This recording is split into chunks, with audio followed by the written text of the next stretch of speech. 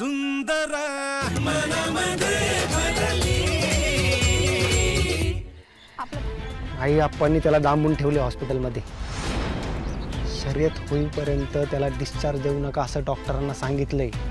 काय बोलतोय दादा? हा ना, मी माझ्या कानांनी ऐकले। बापरे, आब्याला जर कळलं ना तर तो घर डोक्यावर घेईल बघ।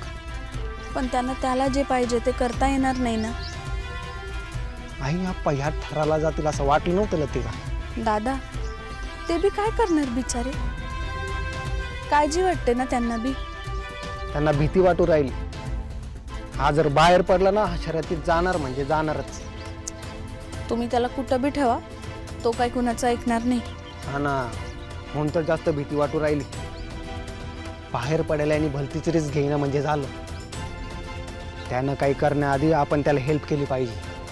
पण तो पूर्णपणे बरा झाला असं म्हणलेत का डॉक्टर? हा ना, डॉक्टर त्याला डिस्चार्ज देणारच होते, पण आई आप्पांनी त्यांना देऊ नका असं सांगितलं। दादा, एकीकडे अभय आहे आणि दुसरीकडे मामी आणि आप्पा। पण आता आपल्याला बाजू घ्यावीच लागेल लतिका।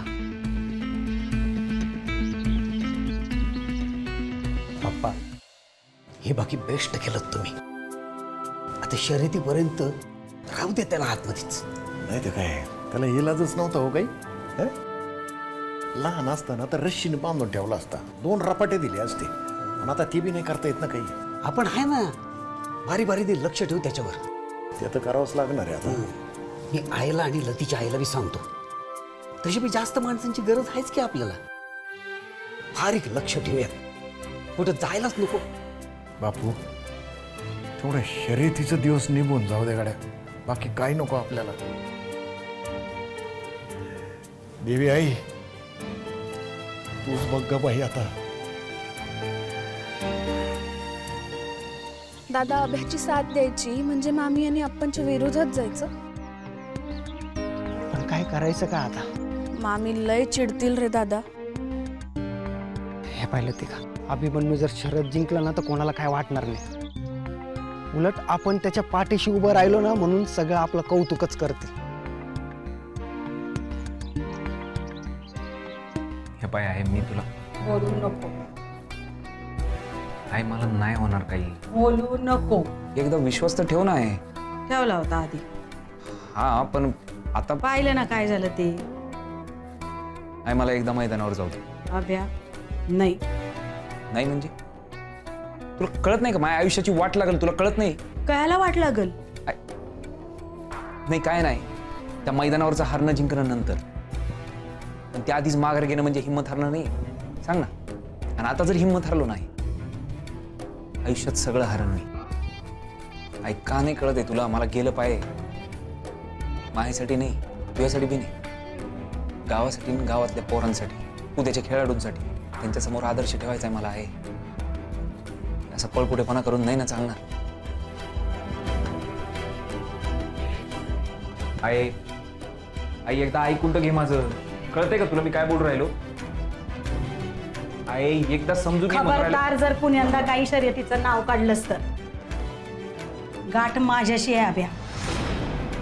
थोडं जरी आईचं ऋण मानत असशील ना तर गप गुमान पडून राहशील। नाही आता पाहतेच मी, तू या खोलीच्या बाहेर कसा पडतो ना ते पाहतेच मी।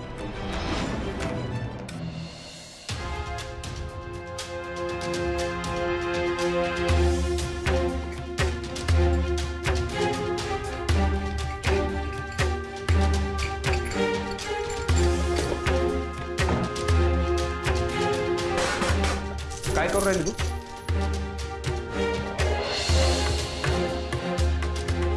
मी आता कोणणार आहे तुम्हाला इथं? तशी वेळ तू माझ्यावर आणू नको अभ्या, पण जर गरज पडली तर मी ते बी करीन,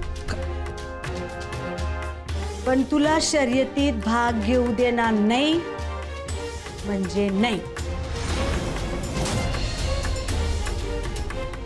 मग करूयात ना, द्यायची ना आब्याला साथ।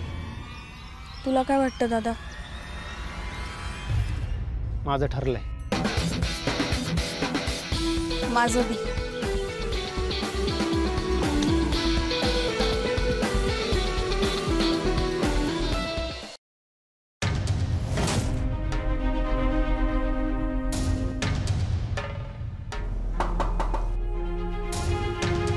कोण आहे? आम्ही ते नाही, तुम्ही आणि कोण? अहो मी आणि बापू आहे दारुगडा. हा तुम्ही थांबा बाहेरच, मी येऊ लागले. आई गपरायचा आब्या, उगा मला चिडीला आणू नको तू. माझं जर डोकं फिरलं ना तर शर्यत सोड, फिटनेस बी बंद करीन मी. उगा माझ्या डोक्याला ताण द्यायचा नाही आब्या. गप गुमान पडून राह.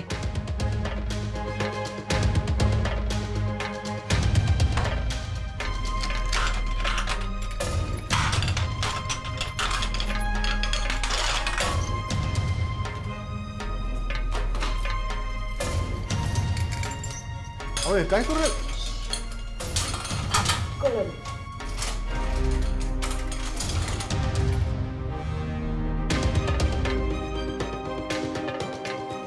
अरे काय करू राहिले तुम्ही? अहो दुसरा काही उपायच राहिला नाही तर मी वळते ना माझ्या लेकराला. अहो रडून झालं, ओरडून झालं, चिडून झालं, हातापाया पडून झाल्या लेकराच्या, पण कशाचाच काही फरक पडत नाही त्याला. मग आता येच काय करावं दुसरं?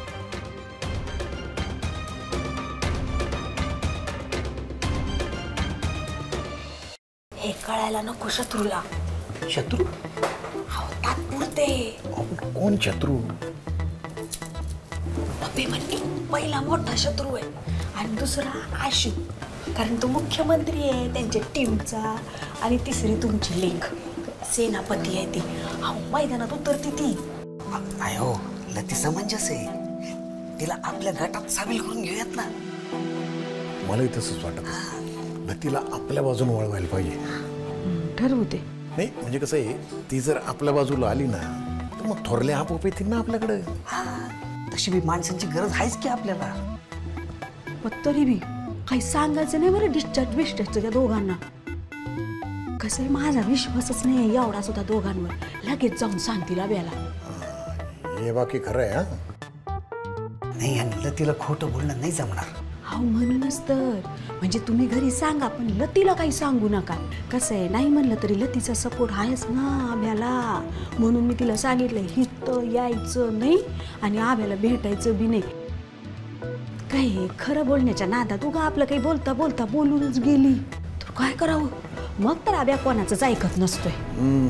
पण याच्यातली दुसरी गोष्ट अशी आहे, जर का त्यांना कळलं ना की आपण मुद्दामून दांबून ठेवले इथं, तर मग वरून ब्रह्मदेव काही आहे ना ते कोणाचं ऐकत नसतात. मग काही बी झालं तरी आशूला आणि लतीला आपल्या बाजूनं वळवायला पाहिजे. एकदा का ते आपल्या बाजूने आले ना तर मग ही शर्यत सोडावं. आयुष्यात कुठल्या बी शर्यतीत भाग घेत नसतोय आब्या. मला आता बाकी काहीच नको. मला फक्त माझं लेकरू पाहिजे. तो पैसा नको, तो मान नको, ती ढाल नको, मला कायच नको. मला फक्त माझं लेकरू पाहिजे. तो सुखरूप आहे ना बस, अजून कायच नको. काय ओरडू नको. आईनं आप्पांनी सांगितलं डॉक्टरांना. हा मी माझ्या कानाने ऐकले. नाही ठीक आहे, नाही तर पाहतो ना मी बी. इथं मला कुलूप लावून कोंडून गेले ना, आता येऊ दे मग पाहतो मी तिच्याकडे. अभ्या चिडून काही उपयोग नाही. अरे मग ही काय काय कारस्थानं करू राहिली हे? पण आता आपण युक्तीनं वागलं पाहिजे. नाही मी बोलतो ना आईशी, माझ्या पद्धतीने बरोबर बोलतो मी तिला. त्यानं काय होणार आहे? हा खोटेपणा उघडा होईल ना तिचा. त्या मान्य करतील की हो मी सांगितलं डॉक्टरांना म्हणून, पण त्यानं काय होणार आहे? ते तुला शर्यतीत भाग घेऊ देणार आहेत का? नाही. आपल्याला त्यांचं खोटं कळलंय आणि त्यात काही एक चुकीचं नाहीये. त्या फक्त तुला प्रोटेक्ट करण्यासाठी असं करताय. पण त्यांचं खोटं आपल्याला कळलंय हे आपण कळू द्यायचं नाही, कारण त्यातच आपला फायदा आहे. कळतंय का? आपले पत्ते शत्रू पक्षापुढे उघडे करायचे नाही, कळलं का? शत्रू पक्ष झाला का आता तो? सध्या पुरता रे. कोण कोण आहे त्याच्यात? मी आणि लतिका सोडून बाकी सगळे. काय काय मग प्लॅन काय आता? ठरवावं लागेल. मी सांगतो. आणि मुळात तुला हे कळलंय हे त्यांना कळू देऊ नको, कळलं का?